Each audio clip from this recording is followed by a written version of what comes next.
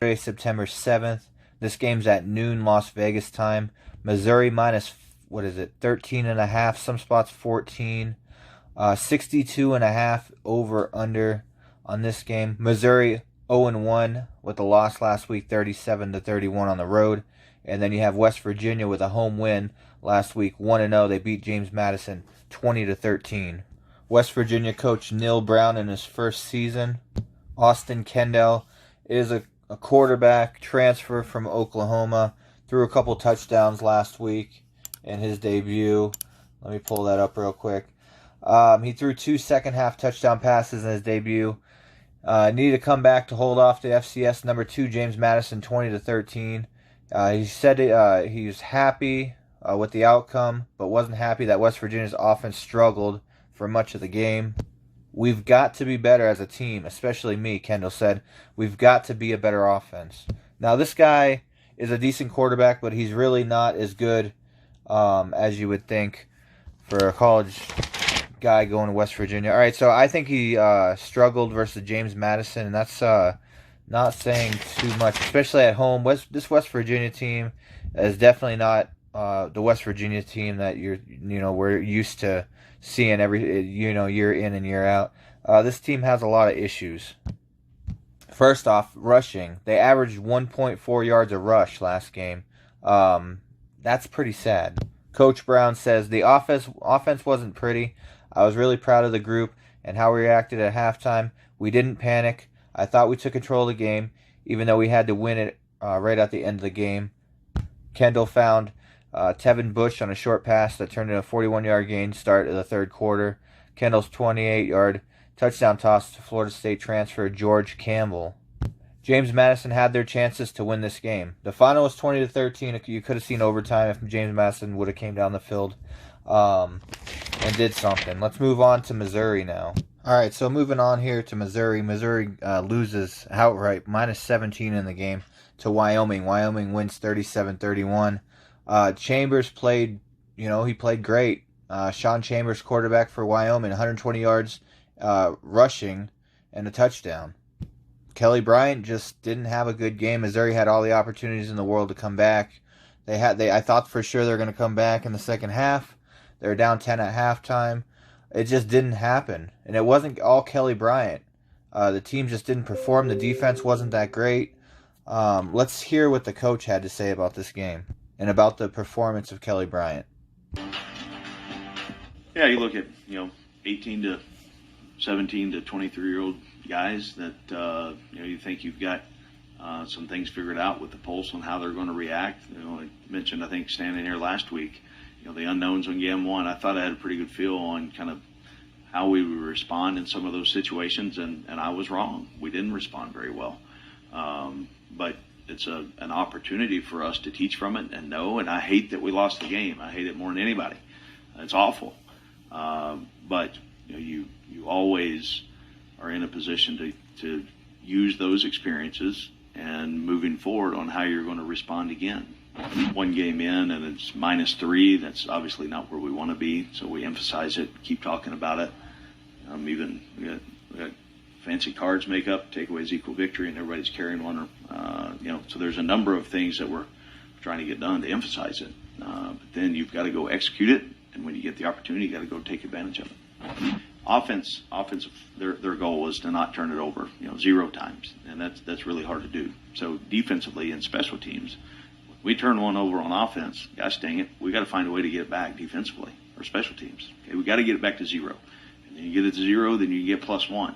We didn't get any on defense. We had opportunities. Had a hand on the ball a couple times, didn't come away with it. And so it's all team football, and everybody's got a job to do. I'm impressed with West Virginia's skill. I'm impressed with their speed, and I'm impressed with their scheme. He's lying. Oh, I know they will be hungry to come into our place and play their best game, and I'm trying to get my guys to do everything that we need to do in order, from the time that game was over the other night until Saturday at 11 o'clock, for us to be a much better football team. Okay, so pretty much he's basically saying they played a shit game against Wyoming. They lost the game and they want to move forward from pretty much. That's pretty much what he's saying, that they fucked up. That's pretty much what he's saying. They sucked. And they shouldn't have lost the game, honestly. Turnovers hurt them. And so, moving forward to this West Virginia game, let's talk about a little bit more about Missouri. So, Kelly Bryant in his debut, 31 of 48, 423 yards. But he didn't do enough for them to come back in the game. Like I said, they almost came back. They averaged 2.7 yards a rush. So, I mean, that's not really too good if you think about that. Running back Tyler Beatty couldn't do nothing on the ground. Roundtree couldn't do nothing on the ground. The defense was gashed. Missouri's won 13 straight home openers since 2005. They haven't hosted a Power 5 opponent in their first home game since 1993 against Illinois. Mountaineers are looking for their third consecutive win versus an SEC opponent. Last time these two teams matched up, September 3rd, 2016, West Virginia won at home 26-11. But let's remember in their previous matchup that West Virginia was a whole different team. This was a couple years ago. I'm pretty much going to tell you this like it is. I think Missouri should be... let me make sure here. Looking over my rating system here. Alright, yeah, I have the line at Missouri minus 17. You can get them minus 13.5 at most books. I can see Missouri getting off to a hot start like they did last week. They scored the first 14 points, but then gave up like 27 in a row. But I think they'll hold a lead in this one. I don't see West Virginia really doing much of anything on the road here. I think Missouri is going to be fired up for this game. It's their home opener. And I think 13.5 is a good number. I think they should roll this team. So officially the first pick of the season. I'm going to do 3 games in college football every week, and I'm going to do 3 games at NFL. And these are not my best games, but these are quality picks. Missouri minus 13.5. Get on them. Pick number 2. We are currently 0-0 right now going into this next game. It's my second pick I'm going to be making. Between Nevada at Oregon. This is going to be a good game. Both teams, well, never mind. Nevada's 1-0. Oregon is 0-1.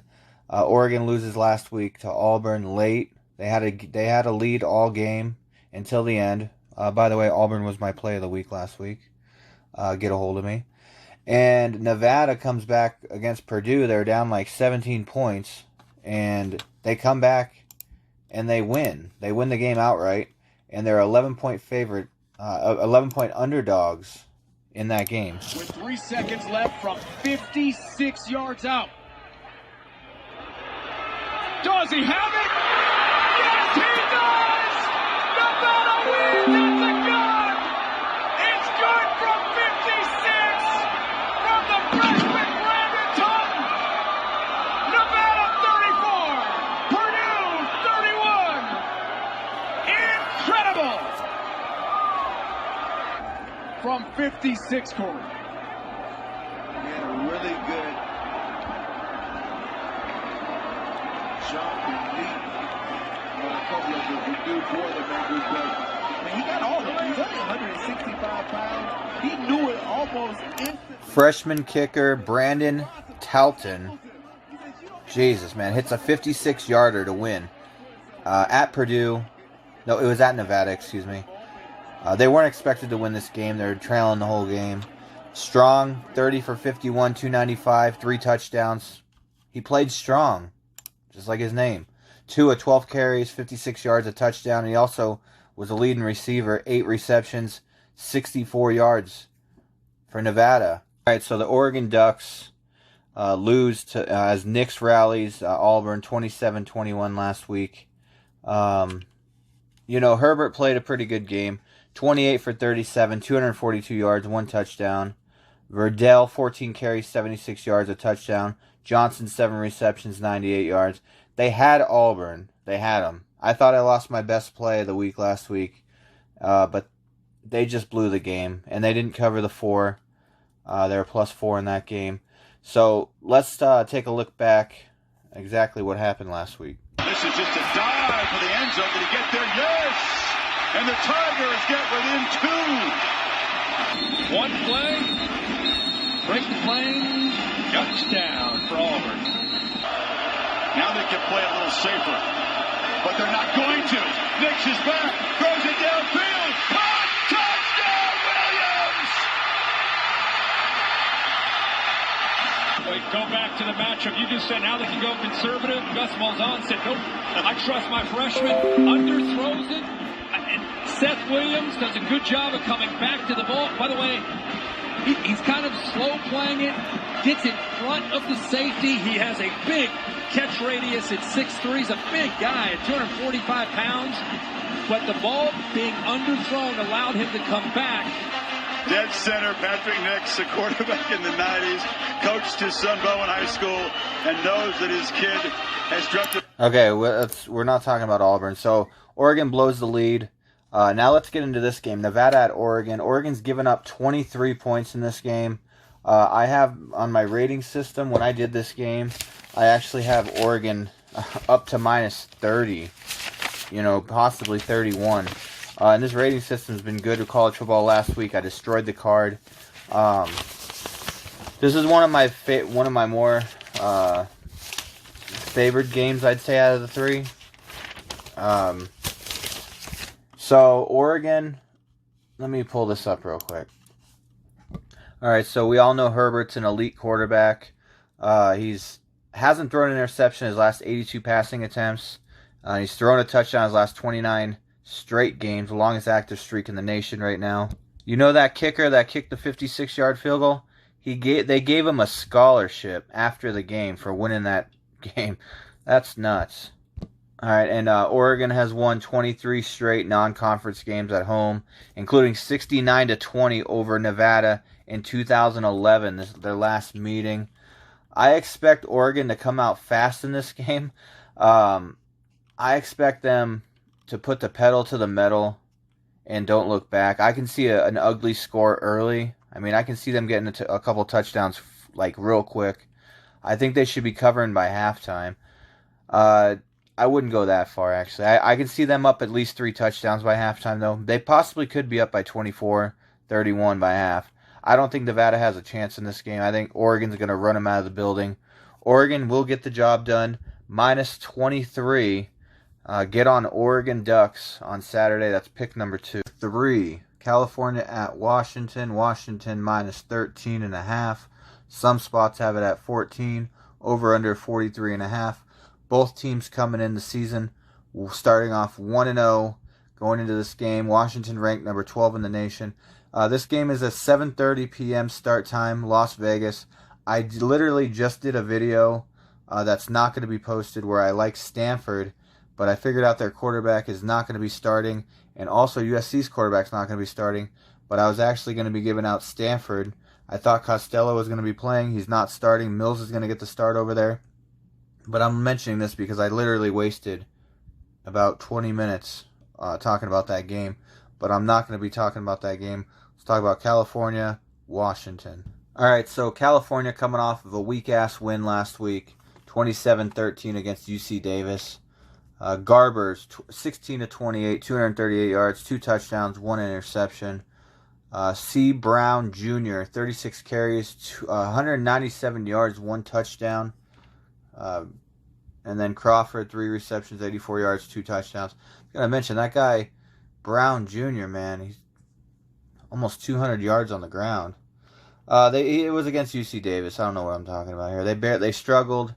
They're up 13-10 at half. They end up winning 27-13. They didn't really do much for me, to be honest with you. 2nd and 6. Blitz off that edge. It's picked up all day to find a target, and he found Crawford.